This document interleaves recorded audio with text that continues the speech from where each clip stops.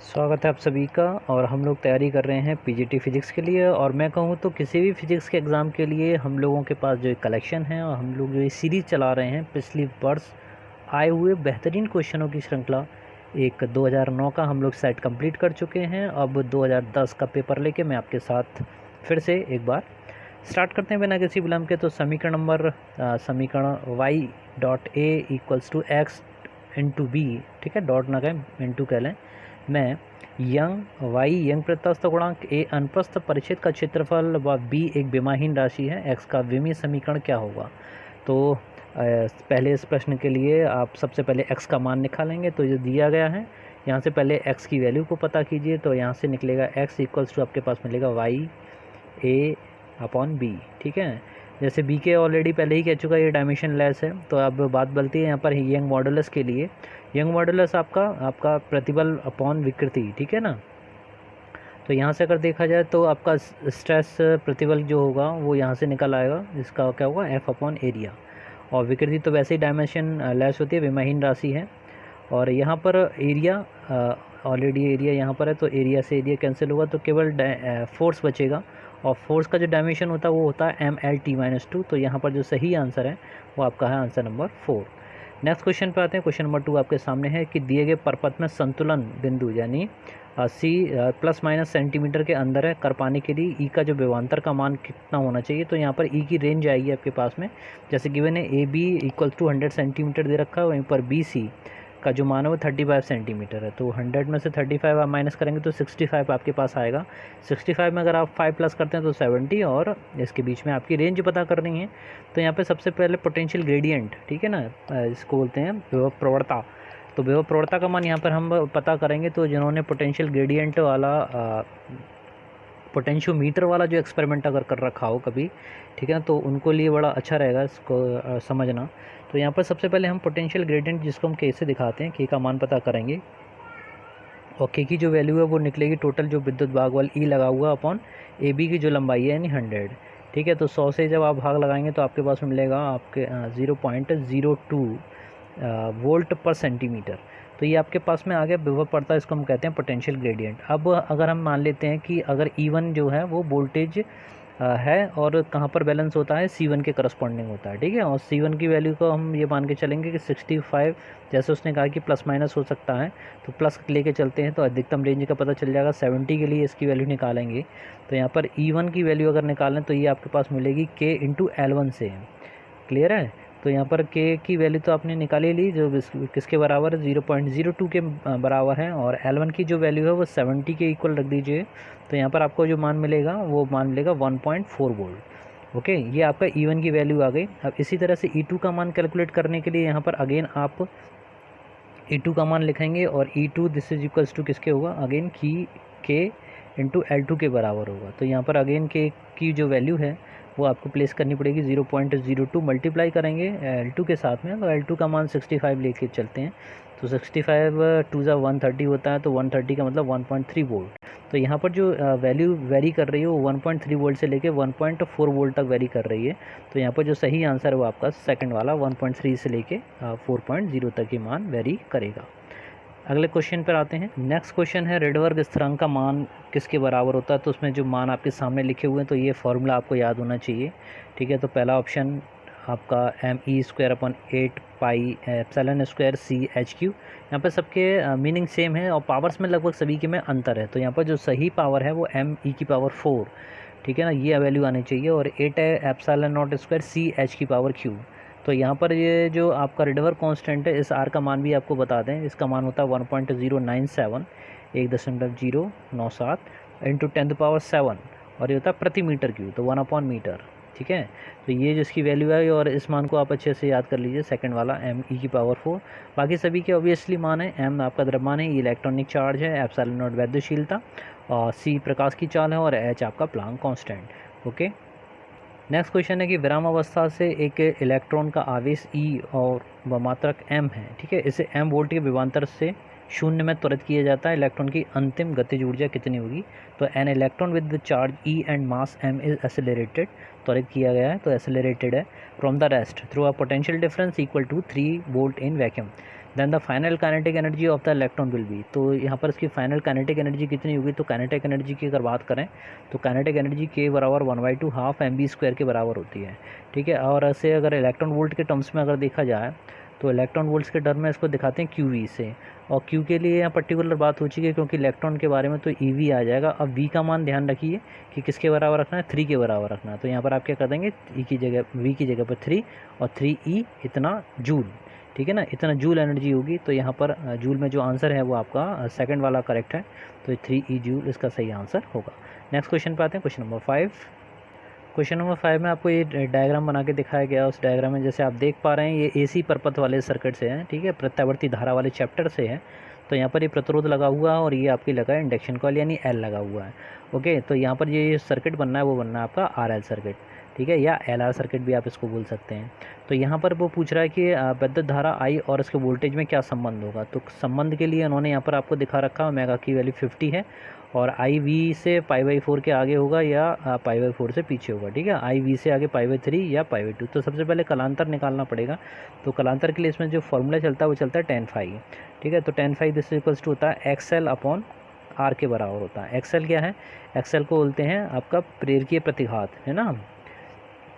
और XL की जो वैल्यू है वो किसके बराबर होती है, ओमेगा L के बराबर होती है और अपॉन में आएगा आपका R में, ठीक है। तो अब यहाँ पर पहले इसका मान निकालिए जो tan phi के बराबर है। तो tan phi this is equals to पूरा वैल्यू प्लेस कीजिएगा। ओमेगा का मान कितना लिखेंगे आप, 50 लिखिए, इंटू L का मान कितना दे रखा है, 40 मिली हेनरी। तो 40 इंटू 10⁻³ कितना कर देंगे, -3 कीजिएगा, अपॉन R से भाग लगा दीजिए यानी 2 से डिवाइड करेंगे तो 2 2 जा 4 और यहाँ पर मिलेगा आपको 20 और 50 और 20 का मल्टीप्लाई करेंगे तो आपको 1000 मिलेगा, जो कितना होगा 10⁻³ आप इसको कह सकते हैं। तो 10⁻³ प्लस का और 10⁻−3, ठीक है, ये दोनों एक दूसरे को कैंसिल कर देंगे और कैंसिल करने पर यहाँ पर आपके पास में क्या बचेगा, tan phi this is equals to मिलेगा आपके पास में 1, ठीक है। और 1 मान कितने का होता है, tan 45 का होता है, tan 45 का, और 45 को आप क्या लिख सकते हैं, π/4 लिख सकते हैं। तो यहाँ से जो फाई कलांतर आया कितना आया, π/4 आया। अब ये आगे होगा या पीछे होगा, I पीछे V से या I आगे V से। तो हमेशा ध्यान रखिए LR में हमेशा क्या होता है, I V से पीछे चलता है। तो कितना से पीछे चलेगा, वो π/4 चलेगा। तो उसमें जो सही ऑप्शन है वो आपका पहला वाला सही आंसर है। अगले प्रश्न पर आएँ, नेक्स्ट क्वेश्चन। देखिए आप सभी मेरे साथ तैयारी कर रहे हैं और मुझे काफ़ी अच्छा लग रहा है। सभी कैंडिडेट्स इससे थोड़ा भी फ़ायदा उठा पाएँ तो मेरे लिए बहुत अच्छी बात होगी। और सबसे अच्छी बात है कि हम लोगों की इस समय डायरेक्शन सही है। इस समय जब भी आप एग्ज़ाम के पास पहुंचते जाते हैं तो आपको उसका क्राइटेरिया पता होना चाहिए, उस तरह के क्वेश्चन किस तरीके से बनते आए लास्ट ईयर में, तो उसका एक काफ़ी अच्छा इम्पैक्ट पड़ता है और हमारा दिमाग प्रिपेयर रहता है कि अगला क्वेश्चन जो है वो अलग डिफरेंट होगा। तो हमारे दिमाग को एक तरह से आदत पड़ जाती है उस चीज़ के लिए कि हम अपने दिमाग को प्रिपेयर कर लेते हैं, ठीक है। तो इसी तरह से मेरे बने रहिए साथ में, क्योंकि कोशिश करूँगा जितनी जल्दी से जल्दी और ज़्यादा से ज़्यादा वीडियो लाने की कोशिश मेरी रहेगी, जिससे कि आप सभी को फ़ायदा पहुँच सके। क्वेश्चन नंबर 6 पे आते हैं। एक कण 25 सेंटीमीटर त्रिज्या के वृत्त पर 2 परिक्रमण प्रति सेकंड की चाल से चल रहा है। कण का मीटर प्रति सेकंड में त्वरण ज्ञात करना है, ठीक है। तो ये आपका एक समान वृत्त गति वाले चैप्टर से है, तो सर्कुलर पाथ के लिए बात कर रहे हैं यहाँ पर। तो यहाँ पर जो उसकी रेडियस दे रखी है वो दे रखी है R। तो R का जो मान आप लिखेंगे R इक्वल्स टू कितना लिख लीजिए 25, क्लियर है। और 25 को बहुत अच्छा रहेगा कि किस में बदल रहे हैं, मीटर में। तो R बराबर आपके पास में आ जाएगा 0.25 सेंटीमीटर। और देखिए हिंदी और इंग्लिश दोनों का यूज़ करने की कोशिश करता हूँ मैं, तो कोशिश कर लें सभी इंग्लिश मीडियम वाले भी पूरा सहयोग करें, ठीक है, अपना फ़ायदा उठाएं इससे। A particle moves in a circle of radius 25 centimetre at 2 revolution per second, then the acceleration of the particle in metre per second square is, ठीक है। तो उसका कितना होगा, तो सबसे पहले अगर हम यहाँ पर देखें तो ए की वैल्यू अगर निकालें तो ए बराबर किसके होता है, omega square, R into omega square होता है, ठीक है ना, R इंटू ओमेगा स्क्वायर होता है। ओमेगा को आप ब्रेक कर सकते हैं किसमें, 2πn में। और ओमेगा को जब आप 2πn में तोड़ेंगे ये, ठीक है ना, तो 2πn का क्या है, होल स्क्वायर है। तो होल स्क्वायर जब करेंगे तो ए का मान आपको क्या मिलेगा, आपको मिलेगा 4π² n स्क्वायर, और ये साथ में आ रहा है आपके R, ठीक है ना। तो n स्क्वायर की वैल्यू को प्लेस कीजिए, रेवोल्यूशन दे रखा है 2, तो 2 का जब करेंगे तो कितना हो जाएगा 4। एक बार फिर से कर लेते हैं। तो इसमें आप लोग अब लिख रहे हैं, हम लोग लिखने आ रहे हैं a इक्वल्स टू 4π² आ चुका है, ठीक है। पाई के पदों में ही लाना है, तो यहाँ पर n की जगह पर आप 2 लिखेंगे तो उसका स्क्वायर है तो वो उसका 4 हो जाएगा। और रेडियस जो हमने निकाली उसको सेंटीमीटर को मीटर में चेंज कर लिया तो 0.25, ओके। तो यहाँ पर जब आप इसका मल्टीप्लाई करेंगे तो 24 4 जा 100 होगा, 100 का मल्टीप्लाई 4 में करेंगे तो आपको कितना मिल जाएगा, 4 मिल जाएगा। डेसिमल से 1 मिलेगा, ये 100 आएगा, 100 में 2 दशमलव बाद आएगा तो 1 ही तो रह जाएगा। 1 का मल्टीप्लाई करेंगे 4 में तो 4 हो जाएगा, और यहाँ पर पाई स्क्वायर, बाकी कुछ बचा नहीं है। तो यही आपका आंसर होगा, यानी 4 पाई स्क्वायर। तो इसमें जो सही आंसर है वो आपका 6 का 1 पार्ट आपका सही है। क्वेश्चन नंबर 7 पर आते हैं। समतापी अवस्था में आदर्श गैस को दी गई ऊष्मा किस काम आती है भाई, ठीक है। तो समतापी अवस्था की अगर बात करें तो अगर इंग्लिश में कहते हैं the heat given to an ideal gas is isothermal, isothermal condition is used. तो पहला पार्ट कह रहा है कि ताप बढ़ाने में, यानी raise the temperature, in doing the works, यानी एक्सटर्नल काम करने में। थर्ड में दोनों चीज़ें दे रखी हैं, इन raising the temperature and doing the external work. Fourth में आ जाइए इन इंक्रीजिंग इंटरनल एनर्जी। अगर इसका प्रथम ऊष्मागतिकी का प्रथम नियम देखा जाए कि दी गई ऊष्मा दो जगह जाती है, एक तो काम करने में, एक दूसरी इंटरनल एनर्जी बढ़ाने में। तो यहाँ पर दो तरह से काम होता है, ठीक है ना। अब इसमें ये कह रहा है समतापी अवस्था, समतापी अवस्था के लिए क्या होता है भाई, समतापी अवस्था के लिए टेम्परेचर में कोई चेंज नहीं होता। तो यहाँ पर इंटरनल एनर्जी उसकी कितनी हो जाती है, शून्य हो जाती है। तो आपके पास में केवल बचता है delta Q, this is equals to delta W, यानी जितनी भी ऊष्मा दोगे वो किस में बदलेगी, कार्य में जाएगी भाई, ठीक है, वाह्य कार्य करने में खर्च होगी। तो इसमें जो सही ऑप्शन है वो है आपका सेकंड वाला, वाह्य कार्य करने में। अगले प्रश्न पर आते हैं। चंद्रमा पर कोई वायुमंडल नहीं है, बहुत सरल प्रश्न है, ठीक है ना। अब इस माहौल में मैं ऐसी उम्मीद नहीं करता कि इस तरह का क्वेश्चन आएगा, लेकिन क्वेश्चन पेपर इसी तरह से सेट किया जाता है कि उसमें काफ़ी सारे सभी आईक्यू लेवल के कैंडिडेट्स पार्टिसिपेट करेंगे। तो सभी लोग मेरिट भी बनेगी, ठीक है ना, मेरिट भी बनेगी। और उसका बेसिस ये रहेगा कि क्वेश्चन पेपर का पैटर्न कैसा रहता है। तो अगर सरल रहता है तो मेरिट हाई जाएगी, और अगर टफ रहता है तो मेरिट उसकी नीचे जाएगी। तो चंद्रमा पर वायुमंडल नहीं है, उसके कारण देख लीजिए कि पृथ्वी के निकट है, पृथ्वी की परिक्रमा करता है, सूर्य से प्रकाश प्राप्त करता है, गैस के अणुओं का पलायन वेग उसके वर्गमाध्य मूल वेग से कम होता है। जी हाँ, यही आंसर आपका सही है, फोर्थ वन। उसके गैस के अणुओं का पलायन वेग है उसके वर्गमाध्य मूल वेग से कम होता है। नेक्स्ट क्वेश्चन पे आते हैं। बाकी तो ऑप्शन सभी सही है कि निकट है और परिक्रमा करता है, लेकिन जो सबसे एप्रोप्रिएट, सबसे सही आंसर है वो आपका फोर्थ वन है। 9 क्वेश्चन पे आइए। नंबर 9 पे, यदि सूर्य का तापमान 2 गुना हो जाए तो पृथ्वी पर प्राप्त ऊर्जा कितने गुना बढ़ जाएगी, ठीक है। तो यहाँ पर सीधा स्टीफन का विकिरण संबंधी नियम आपको लगाना है, और वो आप सभी जानते हैं, इक्वल्स टू सिग्मा टी की पावर 4। इस तरह के क्वेश्चन आएंगे तो इसको तो आपको छोड़ना ही नहीं है, ठीक है। किसी भी तरह की कोई गलती यहाँ पर आपसे नहीं होनी चाहिए भाई। तो E1/E2 करेंगे और आप देखेंगे कि सिग्मा अपॉन सिग्मा हो जाएगा, और यहाँ पर क्या करेंगे, प्रारंभिक टेम्परेचर टी की पावर 4, और यहाँ पर डबल कर देंगे तो T1, ठीक है। इसकी करेंगे तो यहाँ पर 2 की पावर 4 का मतलब कितना हो जाएगा, 16 हो गया, और टी की पावर 4, ठीक है ना, सेम दोनों को काट दीजिए, यानी कितने टाइम्स हो जाएगा, E2 इक्वल्स टू 16 टाइम्स हो जाएगा, 16 गुना। तो यहाँ पर जो सही आंसर है वो आपका फोर्थ वन। अगले प्रश्न पर आते हैं, 10 पे। क्वेश्चन नंबर 10 का 30 वायुमंडलीय दाब तथा 27, देखिए मैंने पहले भी कहा था ये सिग्मा ई की पावर सिग्मा टी की पावर 4 कांस्टेंट, ठीक है। 2009 में भी हम लोगों ने इसके ऊपर एक क्वेश्चन देखा था, तो इसका इस तरह के क्वेश्चंस को आप बिल्कुल नहीं छोड़िएगा। सिग्मा टी की पावर 4 एरिया भी आता है और पर सेकंड भी आता है, ये इसका पूरा फॉर्मूला है। प्रति एकांक क्षेत्रफल कर देंगे तो A=1 हो जाएगा, प्रति सेकंड कह देंगे T=1 हो जाएगा, ठीक है। तो सिर्फ आपके पास बचेगा E= सिग्मा टी की पावर 4। क्लियर है। तो इस क्वेश्चन को नहीं छोड़िएगा कैसे भी, इस फॉर्मूले को रट लीजिए, एक क्वेश्चन इस पर मिलना है डेफिनेटली। और 10 पे आइए, 30 वायुमंडलीय दाब, ठीक है, 30 वायुमंडलीय दाब हो गया भाई, तथा 27 डिग्री सेल्सियस ताप पर एक गैस को एक वायुमंडलीय दाब तक प्रसारित किया, एक्सपेंशन किया जा रहा है, ओके। तो यहाँ पर जो एक्सपेंशन हो रहा है, gas is 27 degree temperature and 30 degree atmospheric pressure is allowed to expand to the 1 atmospheric pressure if the volume becomes 10 times its initial volume then the final temperature become, ठीक है ना। तो अगर किसी गैस का अचानक प्रसार कर दिया जाए, पहले वो उच्च दाब पे थी, कितना दाब था, प्रारंभिक दाब था P1 इक्वल्स टू, आप क्या लिख लेंगे, 30, P1 इक्वल्स टू आप लिख लीजिए भाई 30 एटमॉस्फेयर, तो ATM, ठीक है ना, एटमॉस्फेयर। और अब P2 कितना है, दाब P1 से कितना कर दिया था, 1 कर दिया जाता है, खुला कर दिया उसको। तो टेम्परेचर पहले कितना था, तो टेम्परेचर के लिए अगर T1 की बात करें तो 273 को उसमें जोड़ेंगे तो कितना हो जाएगा, 300 केल्विन हो जाएगा, ओके। यहाँ पर T2 का मान हमें पता करना है। गैस ठंडी हो जाएगी, ये बात तो कंफर्म है, क्योंकि जब भी हम प्रसार करते हैं, ठीक है, उसमें जो एनर्जी ख़त्म होती है वो उसकी इंटरनल एनर्जी से ली जाती है, इसलिए उसका टेम्परेचर कम हो जाएगा। अब वो कितना कम हो जाएगा उसको हमें देखना है। वैसे तो स्पष्ट है कि -173 दिखाई दे रहा है, पर पॉसिबिलिटी देखते हैं क्या कहाँ पर आती है, क्योंकि इतना दिमाग वहाँ पर नहीं चलेगा और कोई रिस्क नहीं लेना चाहेंगे, ठीक है ना। तो उसको कन्फर्म करने के लिए अब आयतन को देख लीजिए। आयतन पहले कितना था, आयतन का प्रसार प्रारंभिक आयतन का 10 गुना हो जाता है। तो V1 आप यहाँ पे मानेंगे कितना, V के बराबर लेके चलेंगे, और V2 का मान ले लेंगे 10 टाइम्स यानी 10V। अब मोस्ट इंपॉर्टेंट आपका P1 V1 equals to P2 V2, ठीक है।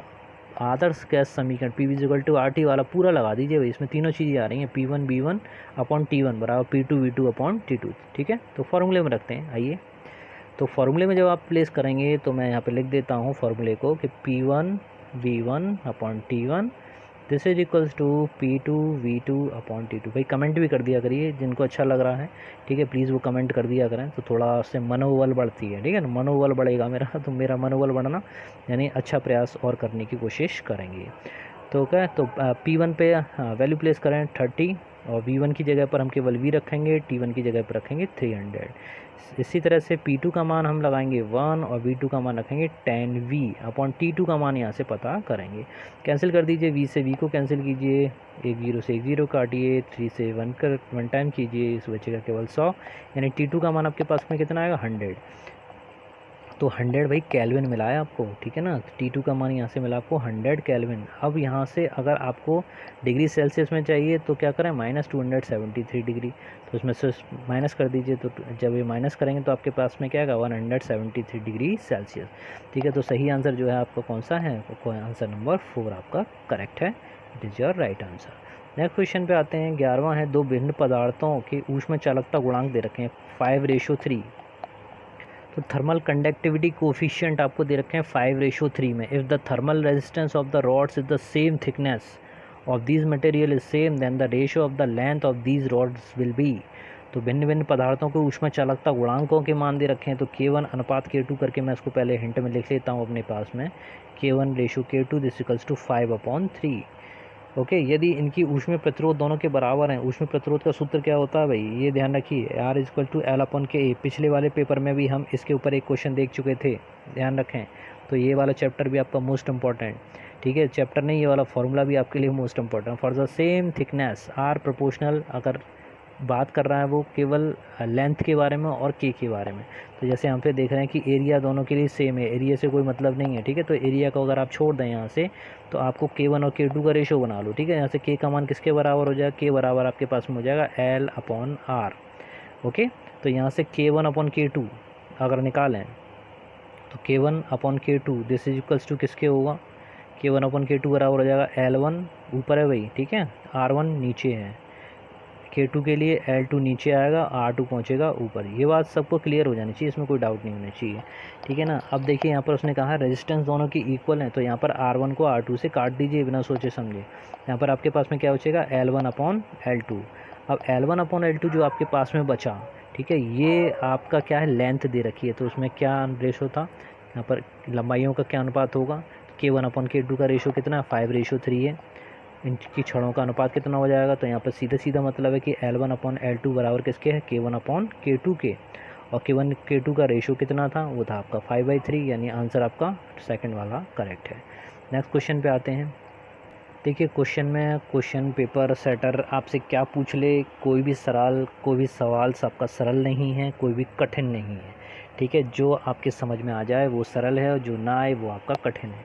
तो जैसे 12वां नंबर का क्वेश्चन आप देख रहे हैं कि दो बिंदु आवेश पहले वायु में तथा फिर के पराविद्युतांक वाले माध्यम में परस्पर दूरी पर उसी दूरी पर रख दिए जाते हैं, ठीक है। दोनों दशाओं में बिंदु आवेशों के बीच लगने वाले बलों में अनुपात क्या होगा। तो इसमें पूछा जा रहा है कि 2 point charges first in air then in a medium of dielectric constant K are kept at the same distance, the ratio of the force between the point charges in both states is, ठीक है ना। इसमें सीधा था, इसमें अगर fundamental formula हम लोग देखें तो कूलाम का नियम पहले वाले चैप्टर से इसमें आपका लगा दिया। तो F equals to 1/4πε0 × K, okay, और Q1 Q2/R²। इसमें केवल ज़रूरत पड़ रही है एफ़ और के बारे में, तो एफ़ प्रोपोर्शनल के बना लो भाई, एफ़ प्रोपोर्शनल 1 के। तो यहाँ पर देखो तो रहा F1/F2, ठीक है। एफ़ मैं एयर के लिए कर देता हूँ, यहाँ पर एफ़ और एयर, तो यहाँ पर आ जाएगा 1/K एयर, है ना।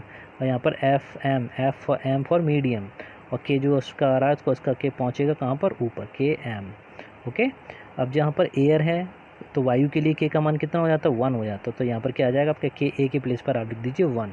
अब वो कह रहा है कि इन दोनों का रेशो कितना है, तो एफ ए और एफ एम का रेशो किसके बराबर होगा, तो K/1 के बराबर होगा। K/1 का आपका कौन सा वाला आंसर है, कि कितना सिंपल था, ठीक है ना। तो K/1, लेकिन थोड़ी सी जल्दबाजी आपका मार्क्स काट लेगी, ओके। तो be alert and make a proper focus on the question. Next question पर है क्वेश्चन नंबर 13, कह रहा है निर्वात की वैद्युशीलता का एप्सिलॉन मात्रा कितना होगा। कितना सरल है, ठीक है ना। बस थोड़ी सी हड़बड़ाहट आपका काम खराब कर देगी। तो यहाँ पर 1/4 एप्सिलॉन नॉट को अगेन यूज़ करेंगे, और के को भी ध्यान रखिएगा, और के तो रेशो होता है, ठीक है, तो उसका मात्रक नहीं होगा। तो Q1 Q2/R²।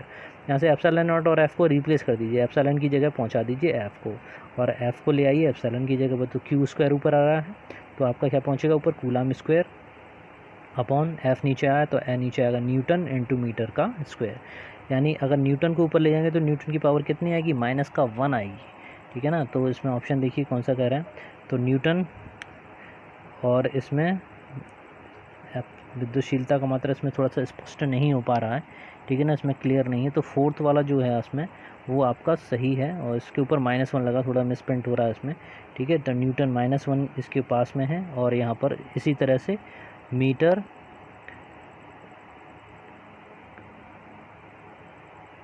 आपका coulomb square upon metre square, ठीक है, यही है, ठीक है ना। तो यहाँ पर मिसप्रिंट है, तो यहाँ पर कूलम स्क्वायर और मीटर इनवर्स लगा हुआ है, इसको ध्यान रखिए। मात्रक है सीधा सीधा, ओके, सिंपल मात्रक था। चलिए आगे चलते हैं। क्वेश्चन नंबर 14 बातें, यदि एक तांबे के तार की खींचकर 0.1% लंबाई बढ़ा दी जाए तो उसके प्रतिरोध में कितनी वृद्धि होगी। देखिए उसको करने का सरलता तरीका, आप इसका डबल कर दीजिए भाई। वैसे तो बहुत लेंथी क्वेश्चन है, ठीक है, इतना टाइम हम लोगों के पास नहीं होगा। तो यहाँ पर जो सीधा सीधा फंडा आपको अपनाना कि इसका डबल कर दो, ठीक है। इसका डबल 0.1% का आप डबल कर दीजिए, परसेंटेज एरर वाले फैक्टर से लगा के चलेंगे तो ये आपका आएगा 0.2, ओके। सीधा ध्यान रखिए, तभी भी तार को खींच कर की बात की जाए, है ना, इन अ कॉपर वायर अगर देखें तो क्या है, in a copper wire is stretch make it 0.1% longer than the percentage increase in resistance will be. तो हमेशा ध्यान रखिए इस तरह का अगर क्वेश्चन आए तो आप जितनी भी लंबाई बढ़ाई है उसका डबल कर दीजिए बिना सोचे समझे, तो 0.2%, ओके। सही आंसर इसका 0.2%। नेक्स्ट पर आते हैं, 1 मीटर सेतु की बाईं रिक्तिका में 5 ओम का प्रतिरोध लगाया गया है तथा दूसरी रिक्तिका में 15 ओम का प्रतिरोध जोड़ा गया है। इसमें संतुलन बिंदु की स्थिति ज्ञात की। तो ये व्हीटस्टोन सेतु उस वाले चैप्टर से है, उस वाले एक्सपेरिमेंट से है। तो इसमें एक जो कंडीशन होती है व्हीटस्टोन कंडीशन P=R/S, है ना। और इसमें अगर जब आप मीटर सेतु में इसको लगाते हैं तो यहाँ पर वैल्यू आती है L/100 - L। इस वाले फॉर्मूले को आपको यहाँ पे ध्यान रखना पड़ेगा। तो P/Q की जगह पर आप लिख लीजिए 5/15, P की जगह 5 और Q की जगह पर 15, ओके। और यहाँ से लिखिए L/100 - L। अब यहाँ से आपको L का मान निकालना है, तो 5 1 जा 5, 5 3 जा 15, तो यहाँ पर मिलेगा आपको 1/3। मैं दोबारा से डिवाइड कर देता हूँ, तो 1/3 दिस इज इक्वल्स टू मिलेगा आपके पास में L/100 - L। यहाँ पर आप इसका क्रॉस मल्टीप्लाई कीजिए, और तो ये आप मिलेगा 100 - L this is equals to 3L। पक्षांतर कीजिए, L उधर जाएगा तो 4L हो जाएगा, 4L this is equals to 100, और L का मान निकालने के लिए आप भाग लगाएंगे तो L इक्वल्स टू आपके पास मिलेगा 25, जो आपका सही आंसर है, आपका सेकंड वाला ये आपका सही है। तो साथियों आज का ये वीडियो यहीं तक रखता हूँ, और कोशिश करूँगा शाम तक आपके लिए एक वीडियो और पोस्ट कर दूँ, ठीक है। अब मेरी फ्रीक्वेंसी वीडियो पोस्टिंग की ज़्यादा रहेगी, और कोशिश ये करेंगे कि आप सभी लोग मेरा साथ देंगे और लगातार इन वीडियो से फ़ायदा उठाएंगे और दूसरे लोगों को भी अवश्य बताएंगे, ठीक है। तो बहुत ही जल्दी मिलता हूँ नए वीडियो के साथ में, तब तक के लिए जय हिंद, जय भारत, धन्यवाद।